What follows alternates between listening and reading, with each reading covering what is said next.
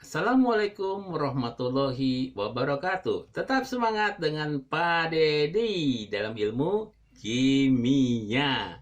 Kali ini Pak Dedi akan bahas masalah reaksi, ya, sifat-sifat dan kegunaan alkohol. Jadi ada beberapa reaksi yang sangat unik untuk alkohol, ya, kemudian sifatnya, kemudian kita lihat juga kegunaannya seperti apa daripada alkohol, ya.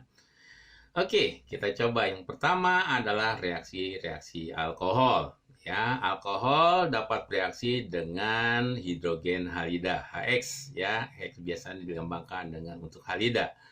Kemudian menghasilkan alkil halida. Ya, ini adalah reaksinya adalah reaksi substitusi. Pertukarannya saja di sini OH-nya kita masukkan sini, BR-nya kita masuk sini. Jadi tadinya adalah propanol menjadi propil bromida. Kemudian alkohol juga dapat bereaksi dengan fosfor trihalogen, di sini alkohalida, ya. Fosfor trihalida menghasilkan alkil halida. Posisinya substitusi juga sama. OH-nya kita pindahkan sini, Cl-nya kita pindahkan kini, karena berhubung Cl-nya ada 3, kita kasih koefisien 3 di sini. Maka kita akan mendapatkan propil klorida dan ya hidrogen fosfid, ya. Selanjutnya, ya kita lihat lagi, ya, masih tentu saja masih dalam reaksi alkohol. Alkohol dapat bereaksi dengan logam natrium menghasilkan natrium alkanolat. Ya, sini adalah etanol, kita reaksikan logam natrium, maka kita akan mendapatkan natrium etanolat, ya, etanolat dan gas hidrogen. Jika alkil halida direaksikan dengan natrium alkanolat, maka akan terbentuk ester. Jadi kalau kita reaksikan dengan, ya, alkil ini kita reaksikan dengan alkil halida reaksikan dengan natrium etanolat, maka akan kita peroleh, ya, sebuah eter, ya, eter, yaitu etil propil eter ditambah dengan natrium klorida, ya. Selanjutnya, ya, reaksi alkohol juga kita lihat, ya, jika alkohol dipanaskan bersama-sama dengan asam sulfat pekat terjadi reaksi dehidrasi, yaitu melepaskan molekul air. Jadi kalau etanol kita tambahkan asam sulfat, ya, kemudian kita panaskan dengan suhu 130 sampai 140 derajat Celcius, maka akan diperoleh dietil eter. Etil eter disatukan dietil eter dan mengeluarkan H2O, maka dia melepaskan molekul air atau dinamakan dengan dehidrasi. Pada suhu 170 derajat sampai 180 menghasilkan, ya, sama-sama senyawa tapi suhunya dinaikkan lebih, maka akan diperoleh etanol ditambah dengan air, ya. Ini ada yang sedikit yang agak ciri khas tersendiri daripada reaksi alkohol adalah oksidasi alkohol, ya. Oksidasi dapat membedakan alkohol primer, sekunder, dan tersier, ya. Pada oksidasi senyawa karbon, atom O dari oksidator biasanya digunakan adalah kalium permanganat atau digunakan asam dikromat. Ya, begitu juga kalium dikromat atau gas oksigen akan menyerang atom H yang terikat pada atom C gugus fungsi. Apa arti C gugus fungsi? Atom C yang mengandung gugus fungsi daripada OH. Jadi yang akan diserang adalah C yang mengikat OH, ya, OH. Nah, di sini kita bisa lihat untuk reaksi-reaksi alkohol, ya, jika, ya, atom C gugus fungsi tidak mengikat atom H, maka oksidasi tidak berlangsung. Jadi ketika dia menyerang pada C gugus fungsi atau C yang mengikat OH dan di situ tidak ada H-nya, maka tidak akan terjadi reaksi oksidasi. Jika pada, ya, oksidasi terdapat dua gugus OH yang terikat pada atom C yang sama, maka hasil oksidasi akan melepaskan air. Reaksi oksidator berarti reaksi yang akan mengoksidasi, memberikan O. Biasanya ditulis dengan seperti ini, mewakili daripada oksidasi. Kita coba dulu dengan, ya, tadi membedakan antara alkohol primer, sekunder, dan tersier. Kita coba dengan alkohol primer terlebih dahulu. Pada alkohol primer, atom C yang mengikat OH masih memiliki dua atom H. Oleh karena itu, oksidasi terhadap alkohol primer dapat berlangsung dua kali karena ada H2 yang bisa dioksidasi. Pada tahapan pertama akan terbentuk alkanal atau aldehida. Jadi tahapan pertama ketika H diserang dia akan menghasilkan aldehida. Dan jika oksidasinya berlanjut, maka akan terbentuk asam karboksilat. Kita bisa lihat di sini bagaimana mekanismenya untuk alkohol primer, ya. Bagaimana bentuk alkohol primer. Nah, di sini kita ambil etanol, alkoholnya alkohol primer, karena C ini akan mengikat hanya satu atom C, atau C ini adalah C primer. O ini akan menyerang salah satu, tentunya kita akan lihat di sini. O akan menyerang H di sini, maka menjadi OH. Karena di sini ada OH2, dalam satu C, ini kondisinya dalam keadaan tidak stabil, maka nanti ya H ini akan berikatan, ya, H ini akan berikatan dengan OH membentuk H2O. Dan H ini akan menggantikan posisinya di sini. Ini adalah konsekuensi daripada aldehida yang dinamakan etanal atau etil aldehida. Kalau ini dioksidasi lebih lanjut, kan C yang mengikat gus fungsi ini, dia masih punya H, maka diserang kembali di sini. Karena diserang menjadi OH, maka akan terbentuk asam etanoat, ya, asam etil karboksilat, ya, asam etanoat itu sama dengan asam etil karboksilat. Jadi ada dua kemungkinan akan terjadi, yaitu aldehida kalau oksidanya berlebih maka membentuk asam karboksilat. Nah, di sini contoh lainnya juga ini adalah propanol, ya, kemudian dioksidasi menjadi propanal, kemudian dioksidasi berlanjut menjadi asam propanoat. Ini enak sebenarnya.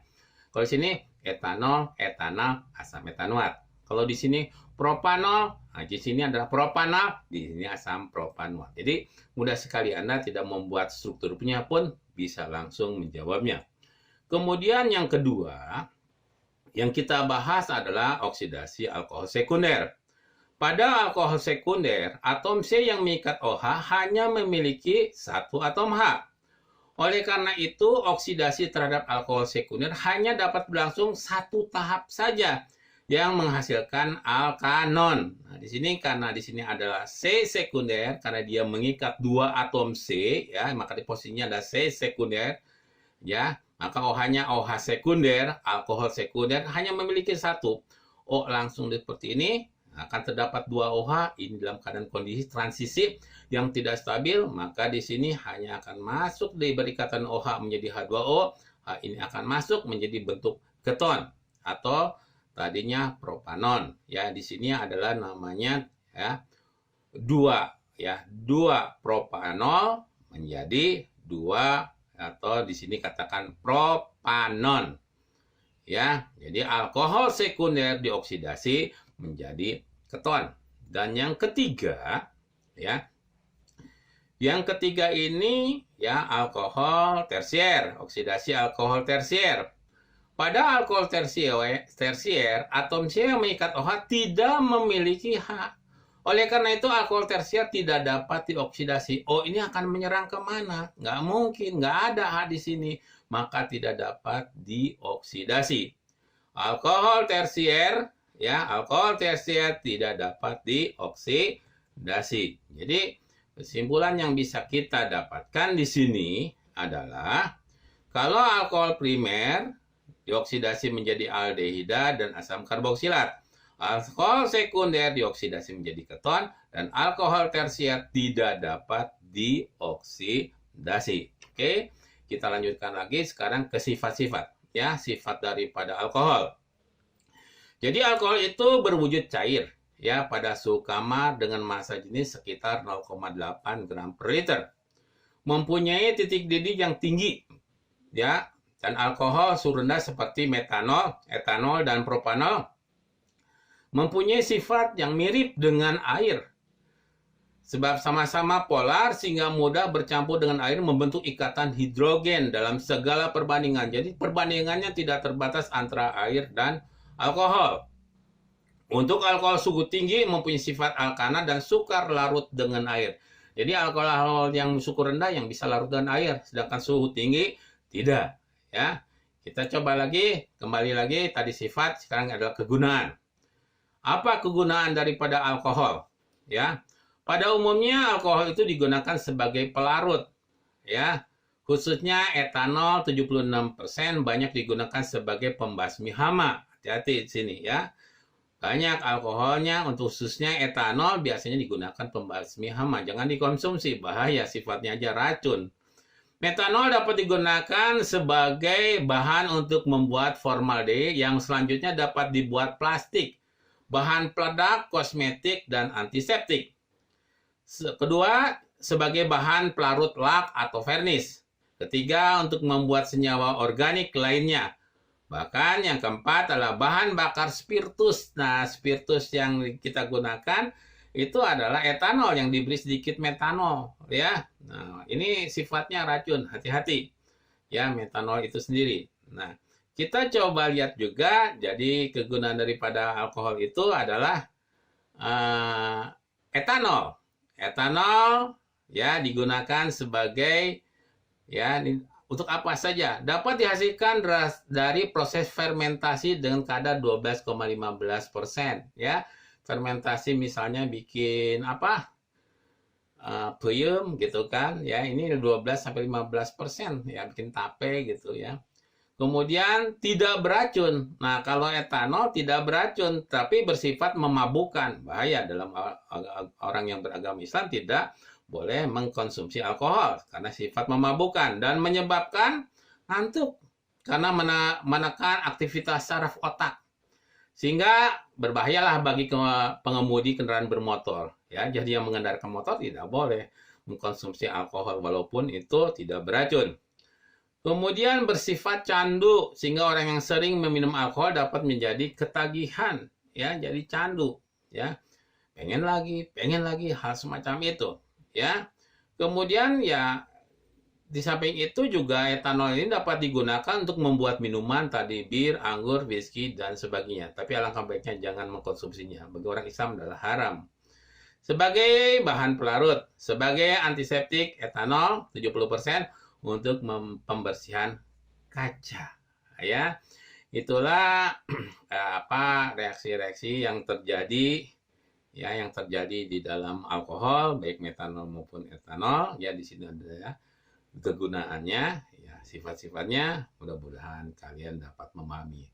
Sekian dulu dari Pak Deddy. Assalamualaikum warahmatullahi wabarakatuh. Tetap semangat.